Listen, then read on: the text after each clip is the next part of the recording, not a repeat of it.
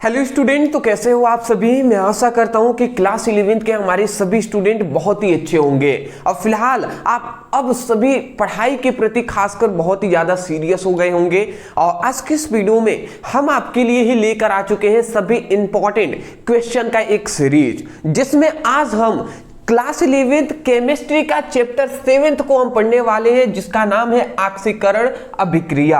और ऑक्सीकरण अभिक्रिया ये जो हमारा 7th चैप्टर है, इसका ये वन शॉट वीडियो है। और इस वन शॉट में मैं आपको बता दे रहा हूं, ये जो हम वन शॉट आपको प्रोवाइड कर रहे हैं, इस वन शॉट में हम आपको क्या कराने वाले हैं, सभी VBI टॉपिक को, सभी वेरी वेरी इंपॉर्टेंट टॉपिक को आज के इस वीडियो में हम कराएंगे, जो आपके जहां से आपके बोर्ड एग्जाम 2026 में पूछे जाएंगे। मतलब क्लास 12 की तरह आपका एग्जाम नहीं होता है, बट एग्जाम तो फाइनली आपका एग्जाम होता है ना, तो उसके लिए हम करा रहे हैं जी। ठीक है, पूरा जो बेसिक लेवल से किस प्रकार क्वेश्चन पूछे जाते हैं, फिर हाई लेवल तक भी हम जाएंगे कि किस प्रकार लॉन्ग टाइप क्वेश्चन पूछे जाते हैं, वो सब हम डिस्कस करेंगे। आशा करता हूं आप समझ गए होंगे। तो चलिए बिना देर किए हम शुरू करते हैं। तो सबसे पहला हमारा यहाँ पे इंपॉर्टेंट एक क्वेश्चन आ जाता है, पूरी तरीके से बेसिक से लेकर चलेंगे कि ऑक्सीकरण की परिभाषा लिखिए। मतलब ऑक्सीकरण किसे कहते हैं, या हम यूं कह सकते हैं ऑक्सीकरण अभिक्रिया किसे कहते हैं। क्या होता है जी ऑक्सीकरण। हालांकि चैप्टर का नाम ही है ऑक्सीकरण अभिक्रिया, तो पहले हम यही जानेंगे, और ये बहुत बार पूछा गया है कि ऑक्सीकरण अभिक्रिया किसे कहते हैं। हालांकि ये शॉर्ट टाइप क्वेश्चन में पूछा जाता है, तो चलिए हम शॉर्ट टाइप क्वेश्चन भी तो जानना इंपॉर्टेंट है ना। हो सकता है कि बहुत सारे स्टूडेंटों को ऑक्सीकरण अभिक्रिया ही नहीं पता, अब वो ऑक्सीकरण अभिक्रिया वाला चैप्टर पढ़ रहे हैं, तो ये सब चीजें नहीं होनी चाहिए। इसलिए हमको पूरी तरीके से डीप में एनालिसिस करना पड़ेगा। ठीक है, तो पहला हमारा यहाँ पे इंपॉर्टेंट क्वेश्चन आता है ऑक्सीकरण अभिक्रिया। एक बार पढ़कर हम सुना दे रहे हैं आपको, फिर हम आपको स्टडी कराएंगे, यहाँ पे समझाएंगे तो समझ में आ जाएगा। तो यहाँ पे हमने क्या लिखा है, जिस अभिक्रिया में किसी पदार्थों द्वारा इलेक्ट्रॉनों का त्यागना, ठीक है, जिस पदार्थों द्वारा, मतलब क्या बताया गया, जिस अभिक्रिया में किसी पदार्थों द्वारा इलेक्ट्रॉनों का त्यागना और ऑक्सीजन को ग्रहण करना या हाइड्रोजन को त्यागना होता है, तो उसे ये ऑक्सीकरण कहते हैं। मतलब सिंपल सी बात, यहाँ पे तीन बातें कही गई। सबसे पहली बात यहाँ पे ये बताया गया कि ऐसी कोई भी अभिक्रिया, ऐसी कोई भी अभिक्रिया, ठीक है ना, ऐसी अभिक्रिया जिसमें क्या होता है, जिसमें या तो ऑक्सीजन का संयोग हो, संयोग मतलब होता है जोड़ना, या तो ऑक्सीजन का संयोग हो रहा हो, तो उसे भी हम ऑक्सीकरण अभिक्रिया कहेंगे। ऐसी अभिक्रिया जिसमें ऑक्सीजन का संयोग हो, संयोग मतलब जुड़े, तो उसे उस अभिक्रिया को ऑक्सीकरण अभिक्रिया कहेंगे। ठीक है, या क्या हो, ऐसी अभिक्रिया जिसमें क्या हो, इलेक्ट्रॉनों का त्यागना हो। ठीक है, इलेक्ट्रॉन क्या करते हैं, इलेक्ट्रॉन को त्यागा जा रहा है। ऐसी अभिक्रिया जिसमें किसी परमाणुओं द्वारा या किसी पदार्थों द्वारा इलेक्ट्रॉन को त्यागा जा रहा है, इलेक्ट्रॉन को दिया जा रहा है। ठीक है, तो ऐसी अभिक्रिया को भी ऑक्सीकरण अभिक्रिया कहते हैं। या ऐसी अभिक्रिया जिसमें क्या हो, जिसमें हाइड्रोजन का क्या हो, हाइड्रोजन का वियोग हो। वियोग मतलब समझ रहे हैं, हाइड्रोजन ऐसी अभिक्रिया जिसमें हाइड्रोजन निकल रहा हो। ठीक है ना, तो हाइड्रोजन निकल रहा हो, हाइड्रोजन का वियोग होता है, तो उसे भी हम क्या कहते हैं, उसे भी हम ऑक्सीकरण अभिक्रिया कहते हैं। तो ये तीनों तरीके से हम परिभाषा कर सकते हैं। फिलहाल हमने ये जो परिभाषा लिखा है, तीनों को मिलाकर लिखा है। क्या में लिखा है कि ऐसी अभिक्रिया, ऐसी देखिए, जिस अभिक्रिया में पदार्थों द्वारा इलेक्ट्रॉनों को त्याग मतलब ऐसी अभिक्रिया जिसमें पदार्थों द्वारा इलेक्ट्रॉनों का त्याग हो, या ऑक्सीजन का ग्रहण हो, या ऑक्सीजन का ग्रहण करना हो गया, ग्रहण मतलब वही संयोग करना, लेना। ठीक है, या हाइड्रोजन का त्याग होता है, या हाइड्रोजन का वियोग हो, त्याग हो, तो उस अभिक्रिया को ही हम क्या कहेंगे, ऑक्सीकरण अभिक्रिया कहेंगे। आशा करता हूं आपको समझ में आ गया होगा। ठीक है, एक एग्जांपल से भी हम समझाने का प्रयास यहाँ पे कर लेते हैं। इसका एग्जांपल हम आपको देते हैं सिंपल सा, जैसे कि हमारे पास यहाँ पे है मैग्नीशियम। ठीक है ना, मैग्नीशियम है, 2 मैग्नीशियम यहाँ पे अणु हमने ले लिए हैं, और इसको हम क्या करते हैं, ऑक्सीजन से क्रिया करा देते हैं। तो जैसे ही मैग्नीशियम को ऑक्सीजन से क्रिया कराते हैं, तो यह हमारा बन जाता है 2 MgO, मैग्नीशियम ऑक्साइड बन जाता है। तो तो यहाँ पे देखेंगे कि मैग्नीशियम के साथ ये ऑक्सीजन जुड़ा है कि नहीं किया है, जुड़ा है ना, मतलब क्या हुआ, ऑक्सीजन का संयोग हुआ है, संयोग हो गया है तभी तो ये जुड़ गए हैं ना।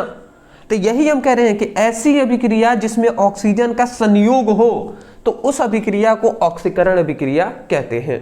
ठीक है, आशा करता हूं आप समझ के होंगे। शॉर्ट टाइप क्वेश्चन है, स्क्रीनशॉट ले लीजिए, स्क्रीनशॉट ले लीजिए।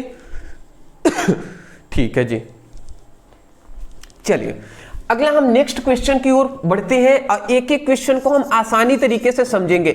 सबसे पहले 3-4 क्वेश्चन है शॉर्ट टाइप क्वेश्चन, उसको हम समझेंगे क्योंकि वो बेसिक आधार है इसका, और ये शॉर्ट टाइप क्वेश्चन पूछे भी गए हैं इसलिए हम आपको करा रहे हैं। दूसरा हमारा क्वेश्चन आता है अपचयन किसे कहते हैं।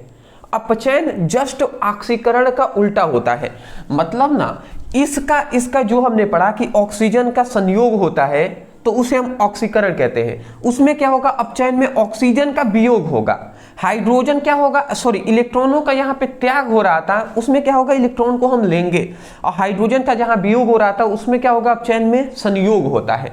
तो यही बात हमने यहाँ पे परिभाषा में लिखा है कि जिस अभिक्रिया में किसी पदार्थों द्वारा इलेक्ट्रॉनों को क्या किया जाए, इलेक्ट्रॉनों को ग्रहण किया जाता है, हाइड्रोजन का क्या कर जाता है, हाइड्रोजन का ग्रहण होता है, और ऑक्सीजन का क्या होता है, त्याग होता है, तो उसे अपचयन अभिक्रिया कहते हैं।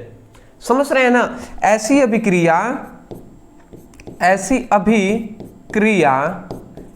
अभिक्रिया जिसमें क्या हो, जिसमें इलेक्ट्रॉनों को ग्रहण करना हो, इलेक्ट्रॉन का ग्रहण करना हो, इलेक्ट्रॉन को ग्रहण किया जा रहा हो, या हम कह सकते हैं कि ऑक्सीजन का, या हम पहले हाइड्रोजन लिखते हैं, हाइड्रोजन का क्या हो, हाइड्रोजन का संयोग हो, हाइड्रोजन जुड़ रहा हो, और तीसरा या ऑक्सीजन का वियोग हो। ऑक्सीजन का वियोग मतलब वही ऑक्सीजन को त्यागा जाए, तो उस अभिक्रिया को ही हम क्या कहते हैं, उस अभिक्रिया को अपचयन अभिक्रिया कहते हैं। तो जिस अभिक्रिया में इलेक्ट्रॉनों का ग्रहण करना हो, हाइड्रोजन का संयोग करना हो और ऑक्सीजन का वियोग करना हो, तो उस अभिक्रिया को अपचयन अभिक्रिया कहते हैं जी। ठीक है, आशा करता हूं आपको समझ में आ गया होगा। चलिए हम इसको समझ लेते हैं। जैसे यहाँ पे अगर हम समझें, जैसे कि अगर हम एक एग्जांपल से समझा देते हैं, जैसे कॉपर ऑक्साइड हमने ले लिया, ठीक है, और कॉपर ऑक्साइड को हम हाइड्रोजन H2 से क्रिया करा देते हैं, कॉपर ऑक्साइड को हाइड्रोजन H2 से क्रिया करा देते हैं, तो यहाँ पे हमारा क्या बन जाता है, यहाँ पे समझिएगा, कॉपर ऑक्साइड की हमने 2 मात्रा यहाँ पे ले लिया, तो जब कॉपर ऑक्साइड को हम 2 मात्रा यहाँ पे ले लेते हैं तो यहाँ पे हमारा क्या बन जाता है, ये 2 मात्रा में यहाँ पे कॉपर निकल जाता है, और यहाँ पे 2 जल के अणु है। सबसे पहली बात, यहाँ पे 2 मात्रा में कॉपर ऑक्साइड बन जाता है, नहीं जी ऐसे थोड़ी ना होगा, सॉरी एक ही मात्रा में हम लेंगे कॉपर ऑक्साइड ना, CO, सॉरी यहाँ पे हम से ओनली कॉपर ले लेते हैं। ठीक है, ये क्या ही हो रहा है भैया, यहाँ पे हमने क्या कर लिया है, यहाँ पे कॉपर ऑक्साइड को ले लिया है, हाइड्रोजन गैस से अगर क्रिया करा देते हैं हाइड्रोजन से, तो यहाँ पे होता क्या है, यहाँ से ये जल का अणु H2 निकलता है, यहाँ से एक ऑक्सीजन निकलता है, तो H2O यहाँ से सबसे पहले जल के अणु बाहर निकल जाते हैं, तो ये H2O बनता है, और यहाँ पे Cu जो कॉपर है ये हमारा क्या हो जाता है, बाहर निकल जाता है। तो यहाँ पे अगर देखेंगे तो पहले हाइड्रोजन यहाँ पे कॉपर के साथ नहीं जुड़ा था, हाइड्रोजन तो अलग था ना, अब क्या हुआ है, हाइड्रोजन के साथ देखेंगे ऑक्सीजन भी जुड़ गया है, मतलब ऑक्सीजन इसमें जुड़ गया है हाइड्रोजन के साथ, तो इसमें हाइड्रोजन का संयोग हुआ है कि नहीं जी, हाइड्रोजन जुड़ा है ना। या यूं देखें तो या एक तरीके से ये भी हम देख सकते हैं कि देखिए कॉपर के साथ ऑक्सीजन जुड़ा हुआ था, परंतु अब ऑक्सीजन यहाँ से हट गया है ना, यहाँ से ऑक्सीजन जो है वो हट गया है, यहाँ से कॉपर के साथ हट गया है, तो इसका मतलब ऑक्सीजन का कॉपर से वियोग हो गया है। तो हम तो यही कह रहे थे कि हाइड्रोजन का या तो संयोग हो, हाइड्रोजन का देख रहे हैं कॉपर ऑक्सीजन के साथ संयोग हो गया है, और ऑक्सीजन का वियोग हो, तो देखिए कॉपर के साथ ऑक्सीजन का वियोग हो गया है, तो ये हमारा क्या हो जाएगा जी, ये हमारा अपचयन अभिक्रिया हो जाएगा। ठीक है ना, आशा करता हूं आप समझ गए होंगे। चलिए जी अगला हमारा आता है तीसरा हमारा इंपॉर्टेंट क्वेश्चन आता है, मुक्त तत्वों की ऑक्सीकरण संख्या क्या होगी। यहाँ पे कहा गया कि मुक्त तत्वों की ऑक्सीकरण संख्या पूछा जा रहा है, जो मुक्त तत्व है उसकी ऑक्सीकरण संख्या। तो देखिए ये नॉर्मल बात है, ये सभी हम जानते ही हैं कि मुक्त तत्वों की जो ऑक्सीकरण संख्या होती है, मुक्त तत्वों की ऑक्सीकरण संख्या 0 होती है। तो किसी भी मुक्त या इसी को असंयोजित भी कहते हैं, किसी भी मुक्त तत्वों की ऑक्सीकरण संख्या क्या होती है, 0 होती है।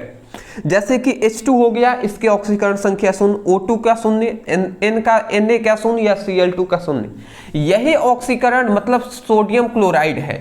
तो यहाँ पे अब सोडियम क्लोराइड के साथ जुड़ा हुआ है, तो इसमें सोडियम का अलग ऑक्सीकरण संख्या होगा, क्लोरीन का अलग होगा। जैसे अगर इसको हम तोड़ें तो ये Na+ हो जाएगा और Cl- हो जाएगा, तो इसकी ऑक्सीकरण संख्या +1 हो जाएगा, इसकी ऑक्सीकरण संख्या -1 हो जाएगा। तो ये जब अलग नहीं होंगे, जब मुक्त तत्व आप तो है नहीं, ये सबसे पहले मुक्त तत्वों की बात किया गया है, यहाँ पे ये अलग अलग तत्वों के रूप में है, तो इसकी ऑक्सीकरण संख्या 0 होगा। परंतु अगर यौगिक के रूप में होंगे, जुड़े हुए होंगे, तो उसके ऑक्सीकरण संख्या अगर हम तोड़ कर निकालेंगे तो वहां पर अलग अलग होगा। ठीक है, आशा करता हूं आपको समझ में आ गया होगा कि अगर मुक्त कोई भी तत्व है तो ऑक्सीकरण संख्या क्या होती है, उसकी ऑक्सीकरण संख्या 0 होती है। ठीक है, अगला आता है 4th नंबर क्वेश्चन, आक्सीकारक और अपचायक को परिभाषित कीजिए। अब आक्सीकारक क्या होता है, अपचायक क्या होता है, इसको देना है। तो चलिए जी, आक्सीकारक किसे कहते हैं, तो जो पदार्थ दूसरे पदार्थों का आक्सीकरण कराता है, जो पदार्थ दूसरे पदार्थों का आक्सीकरण कराता है और स्वयं अपचयित हो जाता है, उसे हम आक्सीकारक कहते हैं। मतलब जो पदार्थ दूसरे पदार्थ का आक्सीकरण कराएगा और स्वयं अपचयित हो जाएगा तो उसे हम आक्सीकारक कहेंगे। ठीक है, यह बात आपको याद रखना है। जैसे एग्जाम्पल से हम आपको समझाते हैं, जैसे एग्जाम्पल जैसे कि यहाँ पे हमने ले लिया, जैसे कि जिंक को ले लिया और इसको कॉपर सल्फेट से हम क्रिया करा देते हैं। जिंक को ले लिए, कॉपर सल्फेट से क्रिया करा देंगे। तो देखिए आक्सीकारक का मतलब क्या होता है, देखिए जो पदार्थ दूसरे पदार्थों को आक्सीकरण कराता है, ऐसा कोई पदार्थ जो दूसरे पदार्थों का आक्सीकरण कराएगा, आक्सीकरण मतलब ऑक्सीजन के साथ संयोग करा देगा और स्वयं अपचयित हो जाता है, स्वयं बाहर निकल जाता है, ठीक है ना, तो उसी को आक्सीकारक कहते हैं। तो यहाँ पे जो हमारा देखिए, यहाँ पे जो हमारा जिंक है ना, ये कॉपर को हटा देता है उसके स्थान पे और ये खुद जुड़ जाता है, तो जिंक सल्फेट बन जाता है और कॉपर ये हो जाता है, ये बाहर निकल जाता है। ये बात आपको याद रखना है। अब आप सोच रहे होंगे सर कैसे यहाँ पे आक्सीकरण हुआ है और कैसे यहाँ पे अपचयित हो गया है। ठीक है, तो ये भी समझ जाइए। देखिए जो जिंक यहाँ पे है ना, तो जिंक यहाँ पे है तो 2+ के रूप में है। मतलब जो जिंक है, यहाँ पे जिंक है, ये किसके बराबर, जिंक 2+ है, ये 2 इलेक्ट्रॉनों को क्या हो रहा है, दे रहा है। और ये जो कॉपर है ना, कॉपर, ये जो हमारा कॉपर है, तो ये कॉपर Cu2+ है, ये 2 इलेक्ट्रॉन क्या हो रहा है, 2 इलेक्ट्रॉन ले रहा है, 2 इलेक्ट्रॉन ले रहा है, तब ये Cu बन रहा है। बात समझ में आ रहा है। ये जो जिंक है ना, यहाँ पे जिंक, ये 2 इलेक्ट्रॉन इस कॉपर को दे रहा है, तब यहाँ पे Zn2+ 2 इलेक्ट्रॉन दे रहा है, तब जाकर Zn2+ बनकर तब जाकर सल्फेट के साथ यहाँ पे जुड़ा है। और ये जो Cu2+ वास्तव में यहाँ पे Cu2+ के रूप में है, परंतु 2 इलेक्ट्रॉन इस जिंक से ये कॉपर ले रहा है, तब जाकर ये कॉपर बनकर ये बाहर निकल रहा है। तो हम जानते हैं कि जो पदार्थ इलेक्ट्रॉन देता है, इलेक्ट्रॉन ये दे रहा है, तो जो पदार्थ इलेक्ट्रॉन देता है वो क्या होता है, उस पर आक्सीकरण होता है, और जो लेता है वो अपचयन होता है। तो यहाँ पे यही बात हो रहा है जी। अदरवाइज ज़्यादा कुछ ना समझ में आए तो उतना डीप में आप नहीं जाइएगा, बस इतना जान लीजिए कि जो पदार्थ मतलब जो पदार्थ दूसरे पदार्थों का आक्सीकरण कराता है और स्वयं अपचयित हो जाता है, बाहर निकल जाता है, उसे आक्सीकारक कहते हैं। और जस्ट अपचायक का मतलब जो पदार्थ दूसरे पदार्थों का अपचयन कराता है और स्वयं आक्सीकृत हो जाता है, उसी को अपचायक कहते हैं। दोनों एक दूसरे के अपोजिट हैं। यहाँ पर केवल ये फॉर्मूला ये हम कह सकते हैं कि ये एक नोट डाउन कर लीजिएगा, ठीक है, ये आप एक नोट डाउन कर लीजिएगा, जैसे कि Zn + USO4 और इक्वल टू हम कह सकते हैं कि Zn SO4 और प्लस Cu, ये आप नोट डाउन कर लीजिएगा। हाँ ठीक है ना, ये दोनों रिएक्शन सेम टू सेम है, मैं जान रहा हूं। दोनों में ना यहाँ पे क्या हो रहा है, इसमें और यहाँ पे अगर देखेंगे इन दोनों के बीच, तो यहाँ पे ऑक्सीकरण होता है। जिंक और जिंक सल्फेट के बीच ऑक्सीकरण की अभिक्रिया हो रही है, परंतु कॉपर सल्फेट और कॉपर के बीच अपचयन की अभिक्रिया हो रही है। तो दोनों में ऑक्सीकरण की अभिक्रिया ऊपर वाले में, अपचयन की अभिक्रिया नीचे वाले में हो रही है। ये दोनों रिएक्शन में दोनों अभिक्रियाएं हो रही हैं, इसलिए दोनों का उपयोगी हो जाएगा। ठीक है, ज्यादा इसमें दिमाग नहीं लगाना है उतना कुछ। ठीक है, कुछ चीजें होती है अगर ना समझ में आए तो उस पर ज्यादा फोकस ना करके आगे बढ़ा जाएगा, क्योंकि समय हमारे पास लिमिट है जी। अगला कह रहे हैं ऑक्सीकरण और अपचयन अभिक्रियाएं साथ साथ क्यों होती हैं। ऑक्सीकरण और अपचयन अभिक्रिया साथ साथ क्यों होती हैं, तो देख लीजिए यहाँ पे हमने लिखा हुआ है ऑक्सीकरण और अपचयन साथ साथ होते हैं क्योंकि किसी भी अभिक्रिया में इलेक्ट्रॉन का त्याग और ग्रहण एक साथ होता है। किसी भी अभिक्रिया में इलेक्ट्रॉन का त्यागना हो गया या ग्रहण करना हो गया, वो साथ साथ ही होता है, एक साथ होता है।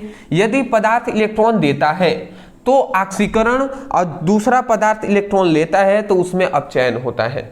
जैसे क्या हो रहा था, जिंक जो था ना, जिंक जो था ये क्या कर रहा था, जिंक जो था वो क्या कर रहा था, 2 इलेक्ट्रॉन Zn2+ बन रहा था क्योंकि ये 2 इलेक्ट्रॉन क्या कर रहा था, दे रहा था। और यहाँ पे जो कॉपर 2U+2+ बन रहा था ठीक है, 2+ था, ये 2 इलेक्ट्रॉन ले लिया, इसीलिए ये कॉपर Cu बन गया। तो देखिए जिंक क्या हो रहा है, इलेक्ट्रॉन दे रहा है, इसीलिए ये ऑक्सीकरण हो गया, ऑक्सीकृत ऑक्सीकारक हो गया, ऑक्सीकारक ये कहलाएगा। और ये जो कॉपर Cu है ये इलेक्ट्रॉन ले रहा है, इसीलिए ये अपचायक हो गया। ठीक है ना, तो यही बात आप लिख देंगे। इसीलिए ऑक्सीकरण और अपचायक दोनों साथ साथ होते हैं। साथ साथ इसलिए होते हैं क्योंकि कोई पदार्थ इलेक्ट्रॉन त्यागेगा और कोई पदार्थ इलेक्ट्रॉन ग्रहण करेगा, ये प्रक्रिया साथ साथ होती है। तो ये मान लेते हैं इलेक्ट्रॉन त्यागा तो दो इलेक्ट्रॉन त्यागेगा, उसको कोई ना कोई लेने के लिए भी तो चाहिए ना, तो वही 2 इलेक्ट्रॉन यहाँ पे ले रहा है। तो इसीलिए ऑक्सीकरण और अपचयन की क्रियाएं साथ साथ ही होती हैं। ठीक है, समझ गए होंगे। अगला हमारा आता है कि ऑक्सीकरण संख्या क्या है, उदाहरण सहित समझाइए। देखिए यहाँ पे हम डिटेल में यहाँ पे देख लीजिए, ऑक्सीकरण संख्या किसे कहते हैं। सिंपल सा है, किसी यौगिक या आयन में किसी तत्वों पर प्रकट होने वाली वास्तविक या काल्पनिक आवेश को उसकी ऑक्सीकरण संख्या कहते हैं। कोई भी मतलब कोई भी यौगिक है या आयन है तो उसके कोई भी यौगिक है या आयन है तो उसके किसी तत्वों पर प्रकट होने वाली आवेशित वास्तविक या काल्पनिक आवेश को ही ऑक्सीकरण संख्या कहते हैं। जैसे यहाँ पे एग्जाम्पल पर लिखा हुआ है NaCl है, तो NaCl को अगर तोड़ेंगे, NaCl को अगर हम तोड़ेंगे तो क्या हो जाएगा, ये NaCl है, अगर इसको हम तोड़ते हैं तो ये क्या किस में टूटेगा, Na+ और Cl- में टूटेगा। तो देखिए इस पर प्लस आ रहा है ना, तो इसकी ऑक्सीकरण संख्या +1 हो जाएगी, इस पर माइनस आ रहा है तो इसकी ऑक्सीकरण संख्या माइनस हो जाएगी, क्योंकि वास्तविक या काल्पनिक आवेश ही उसकी ऑक्सीकरण संख्या कहलाती है। जो इस पर जितना आवेश होगा वही उसकी ऑक्सीकरण संख्या कहलाएगी। तो देख लीजिए, इसलिए NaCl में सोडियम की +1 है और क्लोरीन का -1 है, देख सकते हैं ना, यही बात है। H2O को अगर हम तोड़ते हैं तो H+ हो जाएगा और 2- हो जाएगा, तो यह हमारा क्या हो जाएगा, ऑक्सीकरण संख्या हो जाएगा। स्क्रीनशॉट ले लीजिए। हाँ, एक और चीज मैं बताना चाहूंगा, ऑक्सीकरण संख्या को अगर डीप में आपको पढ़ना है कि सर कोई यौगिक है तो बड़े बड़े यौगिकों का भी ऑक्सीकरण संख्या हम कैसे निकाल सकते हैं, तो उसके लिए आपको एक ट्रिक है, आप कर लीजिएगा, लिखिएगा ऑक्सीकरण संख्या निकालना सीखे ब्रदर सर, इतना लिख कर सर्च कीजिए, हमारी वीडियो आपको मिल जाएगा, वहां से आप देख सकते हैं। समझ रहे हैं ना, ठीक है जी। स्क्रीनशॉट सबका तरीका है, आप केवल पढ़ना चाहें तो आप पढ़ सकते हैं, मेरे पास उतना समय नहीं रह गया है, आपके पास में मैं कहूँगा उतना समय नहीं है कि अब आप डीप में पढ़ें। इंपॉर्टेंट यही होगा कि आपको जो इंपॉर्टेंट टॉपिक है उसको तो तैयार करें, कवर करें। अगला हमारा आता है 8 नंबर क्वेश्चन, निम्न में से ऑक्सीकरण और अपचयन पहचानिए। मतलब कहाँ पर ऑक्सीकरण की अभिक्रिया हो रही है, कहाँ पर अपचयन की अभिक्रिया हो रही है, आपको पहचाना है। कहाँ पर ऑक्सीकारक कौन है और अपचायक कौन है, यह हमें पहचानना है। सिंपल सी बात है। देखिए Zn है और CuSO4 कॉपर सल्फेट के साथ क्रिया करता है तो जिंक सल्फेट ऑफ कॉपर बन रहा है। जाहिर सी बात हम जानते हैं कि ये इलेक्ट्रॉन दे रहा है, तो जो देता है, ठीक है ना, तो ये हमारा क्या हो जाएगा, ये हमारा ऑक्सीकारक हो जाएगा, ये हमारा ऑक्सीकारक हो जाएगा। और Cu2+ जो ये Cu है ये 2 इलेक्ट्रॉन त्यागता है, इसलिए ये अपचायक हो जाएगा। ठीक है, अपचायक हो जाएगा।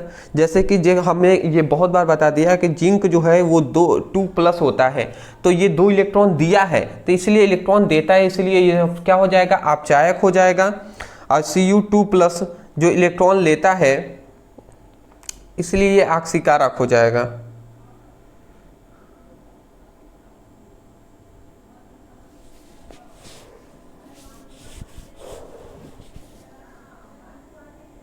ये गलत कर दिया है क्या भैया? जो इलेक्ट्रॉन देता है, ठीक है, तो वो ऑक्सीकारक न होगा जी।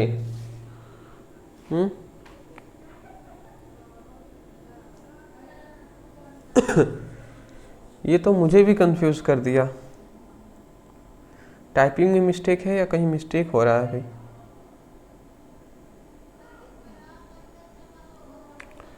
Zn2+ यहाँ पे 2 इलेक्ट्रॉन ले रहा है, यहाँ पे तो ले रहा है। जो लेता है इलेक्ट्रॉन वो तो अपचायक होता है, देता है या अपचयन होता है, क्या कहें भैया। चलिए इसको हम बाद में देख लेते हैं। फिलहाल ये क्वेश्चन मुझे सही प्रतीत नहीं हो रहा है। आपको अगर पता हो तो कमेंट सेक्शन में बताइएगा, मैं इसको देखकर बता दूंगा, क्योंकि हर चीज़ों में जिसमें थोड़ा सा भी मुझे डाउट लगता है मैं उसको ज़्यादा डिटेल में नहीं जाता। ठीक है ना, उसको हम बाद में देख लेंगे। ज़रूरी नहीं हर चीज़ें सभी को पता ही हो। मुझे भी पूरे विशेषकर मैं ये नहीं कह सकता हूँ कि हाँ भैया मुझे पूरे ब्रह्मांड का नॉलेज है या केमिस्ट्री का मुझे बहुत नॉलेज है, तो ऐसा कुछ नहीं है, कुछ डाउट आते हैं। ठीक है, तो कोई नहीं जी, इसको देख लिया जाएगा। दहन अभिक्रिया को रेडॉक्स अभिक्रिया क्यों कहते हैं? दहन अभिक्रिया को रेडॉक्स अभिक्रिया कहते हैं। दहन अभिक्रिया का मतलब कैसे जानते हैं क्या होता है? दहन मतलब होता है जलाना। तो कोई किसी पदार्थ को हम जला रहे हैं तो वहां पे जो क्रिया होगी उसी को दहन अभिक्रिया कहते हैं। तो दहन अभिक्रिया को रेडॉक्स अभिक्रिया क्यों कहते हैं, ये हमें पूछा गया है। तो देखिए यहाँ पे हमने लिखा है कि दहन अभिक्रिया को रेडॉक्स अभिक्रिया कहते हैं। क्यों कहते हैं? क्योंकि दहन अभिक्रिया में ईंधन का क्या होता है, ऑक्सीकरण होता है, और ऑक्सीजन का क्या होता है, अपचयन होता है। इसलिए दहन अभिक्रिया को रेडॉक्स अभिक्रिया कहते हैं। ठीक है ना। यहाँ पे क्या होता है, मतलब सिंपल सी बात है कि दहन अभिक्रिया को रेडॉक्स अभिक्रिया कहते हैं क्योंकि जब दहन अभिक्रिया होता है तो वहां पे ईंधन का क्या होता है, ऑक्सीकरण होता है। ईंधन का क्या होता है, ऑक्सीकरण होता है, और ऑक्सीजन का क्या होता है, अपचयन होता है। ठीक है ना। तो उसीलिए हम दहन अभिक्रिया को रेडॉक्स अभिक्रिया कहते हैं। जैसे कि एग्जांपल से अगर हम कहें तो जैसे कार्बन है, यहाँ पे ऑक्सीजन से क्रिया करता है तो Cu2 कार्बन डाइऑक्साइड बनता है। जब हम कार्बन को ऑक्सीजन के संपर्क में आता है, ठीक है, तो जलने लगेगा। तो वहाँ से जाहिर सी बात है जब कोई भी पदार्थ जलता है तो उसमें से कार्बन डाइऑक्साइड निकलता है। ठीक है ना।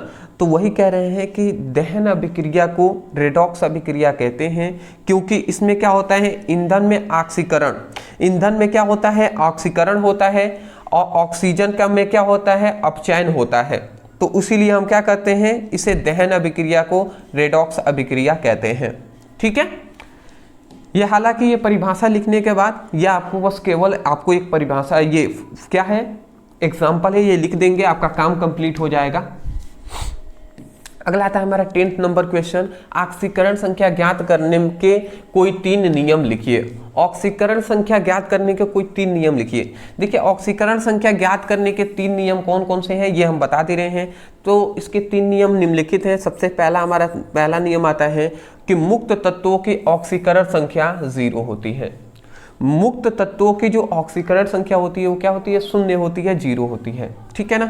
जैसे कि मुक्त तत्वों की ऑक्सीकरण संख्या 0 का मतलब है जैसे कि H2 हो गया, O2 हो गया, Na हो गया, Cl2 हो गया। तो जितने भी मुक्त तत्व हैं उनकी ऑक्सीकरण संख्या 0 होती है, यह बात हमने बताया ही है।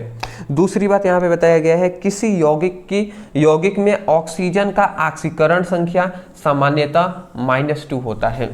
मतलब किसी भी यौगिक में ऑक्सीकरण की ऑक्सीकरण संख्या जो होती है, ऑक्सीजन की जो ऑक्सीकरण संख्या मतलब O2 की ऑक्सीकरण संख्या क्या होती है, -2 ही होता है ज़्यादातर। जैसे कि देख सकते हैं यहाँ पे जो देखिए H2O है, इसमें भी ऑक्सीजन की ऑक्सीकरण संख्या -2 होगा। CO2 है, इसमें भी ऑक्सीजन की ऑक्सीकरण संख्या -2 होता है। तो ज़्यादातर कहा जा रहा है कि 2 होता है। अगली तीसरी बात यहाँ पे हमसे कहा गया कि किसी यौगिक में हाइड्रोजन की ऑक्सीकरण संख्या सामान्यतः +1 होता है। किसी यौगिक में भी हाइड्रोजन होगा ना तो उसमें ज़्यादातर हाइड्रोजन की ऑक्सीकरण संख्या +1 ही होगा। जैसे कि HCl में भी हाइड्रोजन का ऑक्सीकरण संख्या +1 होता है, H2O में भी हाइड्रोजन की ऑक्सीकरण संख्या +1 होता है। स्क्रीनशॉट ले लिए ना। और क्लोरीन का क्या होता है जी, माइनस होता है, -1। अगला यहाँ पे आता है रेडॉक्स अभिक्रिया क्या है और एक उपयुक्त द्वारा समझाइए। अब रेडॉक्स अभिक्रिया किसे कहते हैं तो यहाँ पे समझ लेते हैं। तो जिस अभिक्रिया में ऑक्सीकरण और अपचयन दोनों साथ साथ होती है उसी को रेडॉक्स अभिक्रिया कहते हैं। ऐसी अभिक्रिया जिसमें क्या होता है, जिसमें ऑक्सीकरण और अपचयन दोनों अभिक्रियाएं साथ हो तो उसे रेडॉक्स अभिक्रिया कहते हैं। इसका अभी हमने बहुत ही पहले एग्जाम्पल दिया था। क्या हमने दिया था जी, वही हमने दिया था कि जैसे कि जिंक है और इसको कॉपर सल्फेट से हमने क्रिया करा दिया तो यहाँ पे क्या बन रहा है, जिंक सल्फेट, और यहाँ पे कॉपर अलग हो जा रहे हैं। तो यहाँ पे हम बता रहे थे कि इनके बीच क्या हो रहा है, ऑक्सीकरण की अभिक्रिया हो रही है, ठीक है ना, क्योंकि ऑक्सीजन का यहाँ पे संयोग हो रहा है।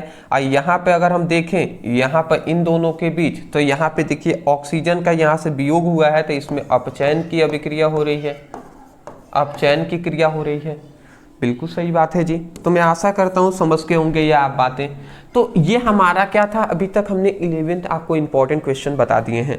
मैं आपसे रिक्वेस्ट करूंगा कि ये 11th क्वेश्चन आपको बेसिक नॉलेज था, मतलब इस चैप्टर के बेसिक के क्वेश्चन पूछे जाते हैं यही सब, तो इतना ज़रूर तैयार करेंगे, ठीक है ना। अदरवाइज मैं जल्द ही आपको 2-4 दिनों के अंदर ही लगभग मतलब 5 दिनों के अंदर पूरी फिजिक्स और केमिस्ट्री आपका कंप्लीट हो जाएगा। उसके बाद हम क्या करने वाले हैं, हम आपको कराएंगे पूरी तरीके से जो क्लास 11th का फिजिक्स है, केमिस्ट्री है, उसके इंपॉर्टेंट मॉडल पेपर सॉल्व कराएंगे। उसके बाद इंपॉर्टेंट जो क्वेश्चन है, जैसे कि पूरी किताब के जितने भी 2 नंबर वाले क्वेश्चन है, 3 नंबर वाले क्वेश्चन है, जितने भी 5 नंबर वाले क्वेश्चन है, जितने महत्वपूर्ण परिभाषाएं हैं, जितने महत्वपूर्ण डेरिवेशन है, नियम है, सिद्धांत है, उस पर पर्सनली एक वीडियो हम लाएंगे पूरी किताब से। तो आशा करता हूं कि आप चैनल पर नए होंगे तो चैनल को सब्सक्राइब करेंगे, जिससे कि आपको जो भी हम वो वीडियो लेकर आए तो वो आपको मिल सके। अदरवाइज बहुत बहुत शुक्रिया आपको ये वीडियो देखने के लिए। इससे पहले कि चैप्टर 6 तक का वीडियो नहीं देखें तो लिंक डिस्क्रिप्शन बॉक्स में है, आप वहां से देख सकते हैं। Thank you so much for watching this video. Thank you.